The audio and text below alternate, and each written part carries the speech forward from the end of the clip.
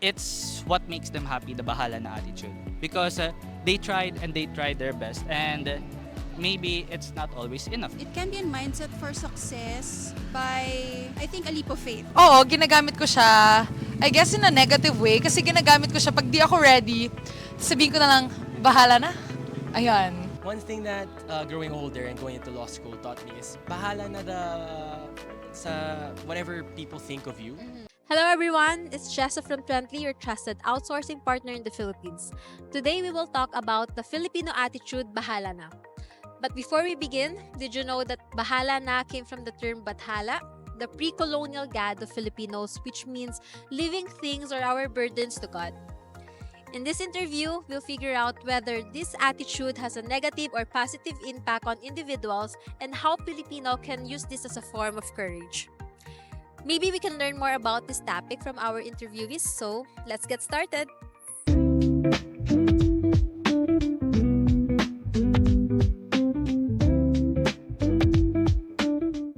Can you introduce yourself? Tell us your name and what course are you taking right now? Okay.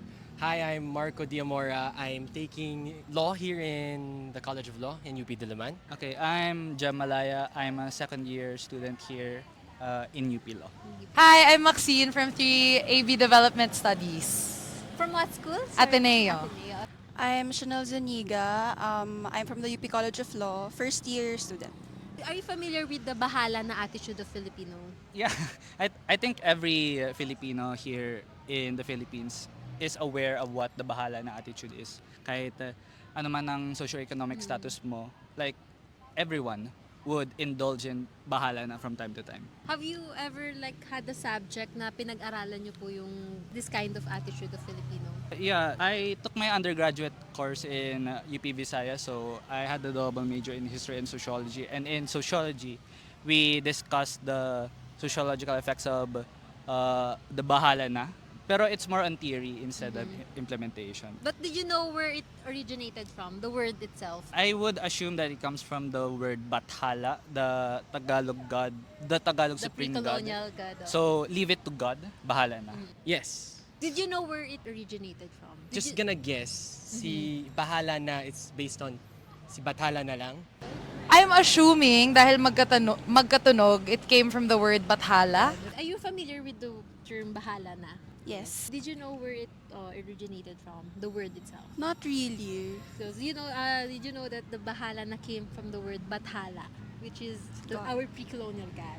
Do you think this mindset is a form of courage or just avoiding responsibility? I think it's a form of avoiding responsibility. I mean, certainly nga naman, you could view it as a person being accepting of what's happened to him. I mean, I guess it depends on when you say bahala na, di ba? Kung may pwede ka pang gawin, tapos sinabi mo na lang, bahala na, edi you're being irresponsible. Pero kung wala ka nang magagawa, if you've done everything you can, tapos it's out of your hands na, tapos you say bahala na, edi that's just a form of acceptance. Then I don't think that's irresponsible. I think it goes to our religious or at the very least our animistic ideals because we as a people, Filipinos, we are at one with nature. We tend to be more cooperative with other people. We are not individualistic people na tulad ng people in the West na they want to do things their way. For us, we do things and then we let the rest and then we just let it be. So for example, you did your best for something like nag-aral ka para sa isang exam and then at the end may mga nakita kang na di mo na pag-aralan before. And mapapaisip ka na lang bahala na. I'll just do my best for this one. I think, kadalasan, feeling ko ginagamit siya to avoid responsibility. I don't really think avoiding responsibility siya. Kasi when you say bahala na, parang exhaustion na siya ng lahat ng options or basta nagawa mo na lahat. Kaya bahala na yung after. So parang in a sense, parang same with bahala na from bathala, parang pinapasa Diyos mo na kasi you've exhausted everything. Do you always find yourself using this attitude? Does it have a negative or positive impact? Oo, ginagamit ko siya, I guess in a negative way, kasi ginagamit ko siya pag di ako ready, sabihin ko na lang, bahala na. Ayan. For me personally, I'm more neutral on the bahala na. Kasi yung as a law student, you have to be prepared for a lot of things. Mapunta man sa recitation or sa kung ano man na exam. Like we, or at least I, try to be as prepared as possible for every subject. Yung bahala na kasi it doesn't fit with what the study of law tries to imbibe in us. And so far, in recent times, hindi ako masyado nagbabahala na. Pero before, nung wala pa ako masyado care in the world, madalas ako magbahala na like, sige, okay na to. Sige, nabili ko na gusto ko. Okay na, bahala na. Bahala na wallet ko kung ilan na lang matira sa allowance ko. Parang ganun. Before in my life, it had a very negative impact. Kasi I was, in my undergrad, I was very irresponsible. I used to say bahala na, or in French, say la vie, or in English, whatever happens, happens, diba? Let it be. Let it be, oo. Pero I found that because of that, I kept missing responsibilities, and I kept avoiding responsibilities, and then I kept thinking to myself, oh, bahala na, again and again. And because of that, I dug myself into a really deep hole that took a very long time to get out of. And thankfully, I'm here right now in the College of Law. I'm very thankful that I'm here. I had the opportunity to fix everything, and now I guess I transformed my bahala na from avoidance of responsibilities to, like, for example, actually, we just finished our exam season, mga December 20s. And our last exam, criminal procedure, is some people would say is one of the roadblocks of UP Law, because it's very difficult, it's very esoteric, it's different from all of the other subjects that you've taken. Pero once I was done with the exam, obviously kinabahan ako. Pero that was already the end, like the absolute end of my semester. Wala na akong magagawa. I've submitted everything. I've done everything that I could na. So that's the only time I said na, bahala na. Because if I didn't keep saying bahala na, I would be too worried. I wouldn't be able to spend my Christmas vacation and my New Year's thinking of anything except for, oh my gosh, how am I gonna pass? Am I gonna fail? Ganon. So I just kept saying bahala na until I forgot about it because it was out of my hands na. Parang somehow it's positive kasi it can turn a negative situation into a positive one. Parang, say, after midterms finals, parang, okay, nagawa ko na lahat, bahala na. So, in a way, parang merong trust or may faith pa rin for a good outcome. As a Filipino, do you agree that this mindset is our form of courage? Feel ko may ibang forms bilang Pilipino ng courage kasi parang yung bahala na attitude sometimes medyo delikado siya. Kasi, ayun din, sa nasabi mo kanina, kapag collective siya, medyo may some sense of evading responsibility kasi pinapasa mo yung burden on something else, something more abstract kesa something that you can actually work on na material. So, if individually, parang positive siya for me, but collectively, hindi masyado. I would not say necessarily courage. I would find it more akin to submission to a higher power. Kasi Filipinos, even now, are very religious. And itong bahala na, it harkens back to a time na meron tayong paniniwala in other things outside of the Roman Catholic God.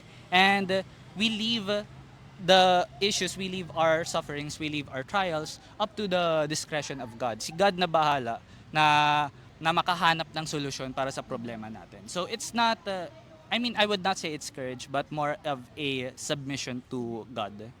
I guess I've seen people use bahala na to say like, oh, okay, natatakot sila, so bahala na kung anong mangyari, and then I'll just do what I can at the moment. Oo, I guess in that sense. Pero the way that I see bahala na used is avoidance of responsibility most of the time. So I wouldn't say, like, if I hear the phrase bahala na, I usually think it's someone being negative connotation. Oo. I wouldn't say it's bravery. For me. If used in the right way, I feel like pag-invoke ng bahala na is a form of courage naman.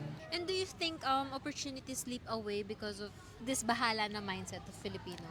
I think it's a case-to-case basis. Kasi even though I do subscribe to the perspective na you make your own opportunities, I would not force that upon other people. And maybe for other people, it's what makes them happy, the bahala na attitude. Because they tried their best, and maybe it's not always enough. Maybe their trials, it's much greater than what they would expect, and they would just use the bahala na attitude so that they can progress through life without having to suffer undue stress.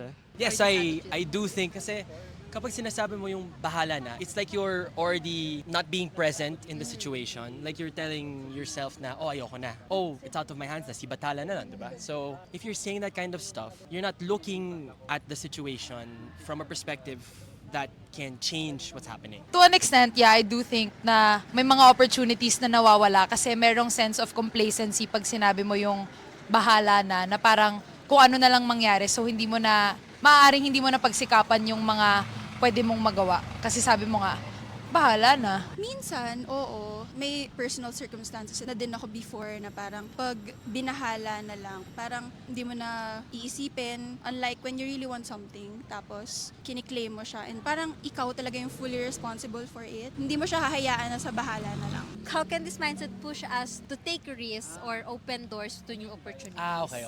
Oo nga, it can push people to take risks. Kasi my girlfriend recently got a job as a country head for a NGO.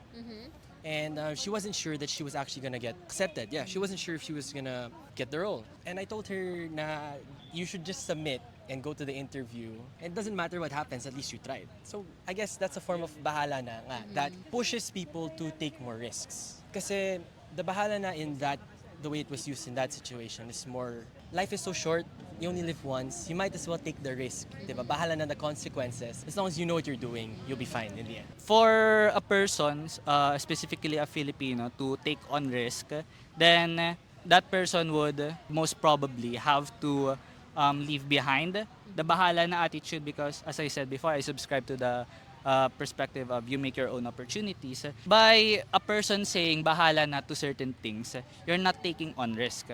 You're staying in a safe bubble of your own. And for one to take on risk and try to progress through life, maybe not a more dangerous manner, but where you are not exactly sure where you're going to go, then I would say that person would have to rely less on bahala na and more on what that person can do with his or her own life. Siguro, kapag sinabi mo yung bahala na, dapat magkaroon ka ng courage kahit papano kasi meron kang pagtitiwala na ano man yung gawin mo, nasa Diyos o nasa bathala na, nasa kapalaran na yung everything else. I think bahala na is supposed to be a last resort. So, when you get to the point of saying bahala na, parang dapat, alam mo na sa sarili mo minsan na that's the most you can do. Parang in the same way, you're also giving yourself grace na there's a limitation to what you can do. May mga other factors na nagpe-play para dun sa success ng specific thing na yan. And can we turn this, like, change it to a mindset for success? Yes, it can progress to a mindset where the abandonment of the bahala na attitude can lead to a mindset of success. Yeah. Yes, like if you, at least for me, what I did to use this mindset as a mindset for success is I do everything that I can in the moment. Tapos bahala na, whatever's out of my hands is out of my hands. And another way that I can think that you can use this bahala na mindset for success is, ayun, I used to have a lot of social anxiety. I wouldn't be able to do something like this, yung type of interview in front of a camera and in front of a person. Pero one thing that growing older and going into law school taught me is bahala na sa whatever people think of you. Like, it's not gonna affect you either way. It only affects you if you let it affect you. So, bahala na lang and just do what you need to do. Like, talk to people, be more open, express your thoughts, ganun. It can be a mindset for success by, I think, a leap of faith. Since very faithful people naman ng mga Pilipino, I think kapag meron kang sense of trust in what can positively happen to you, kahit na the term is bahala na, meron pa ring glimmer of hope always na it can always turn into a positive note.